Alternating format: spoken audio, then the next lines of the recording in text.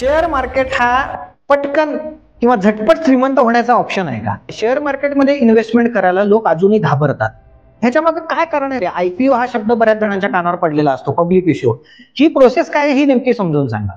Share बाजारामध्ये कोणकोणत्या प्रकारे गुंतवणूक करता येते, गुंतवणूकदाराने म्हणजे इन्व्हेस्टरने कोणकोणत्या गोष्टी बघायला पाहिजेत, ती कमी जास्त होण्यामागे कोणते की फॅक्टर्स कारणीभूत असतात.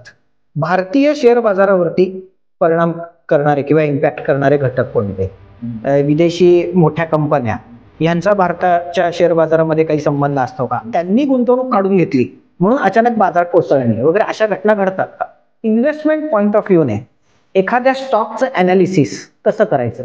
फंडामेंटल आणि टेक्निकल अनालिसिस मध्ये काय फरक? आपला जो पोर्टफोलिओ आहे तो मॅनेज करण्यासाठी काही गाईडलाईन्स देता येते का? त्या सामान्य इन्व्हेस्टरने काय करावं, तो लॉस कसा भरून काढता येईल आणि ती सिच्युएशन कशी हाताळावी, त्या लेवलला पुन्हा खरेदी करून ऍव्हरेज खाली आणावा का?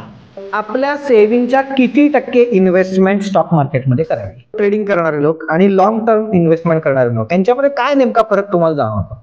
फ्युचर अँड ऑप्शन्स हा काय प्रकार आहे? कमोडिटी मार्केट म्हणजे काय? म्युच्युअल फंड थोडक्यात काय असं समजून सांगा.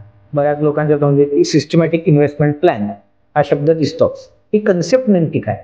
गुंतवणूकदारांकडून होणाऱ्या कॉमन चुका कोणत्या? यंग इन्व्हेस्टर्स जे शेअर मार्केटमध्ये येऊ पाहतायत त्यांच्यासाठी आपल्याला काही गाईडलाईन्स देता येतील का? फॉरेन मधून कुठला तरी अहवाल येतो आणि त्याच्यामुळे भारतातल्या टॉपमोस्ट औद्योगिक साम्राज्याचे शेअर्स पडतात. नाव न घेता आपण समजणे वाले को इशारा काफी म्हणत आपण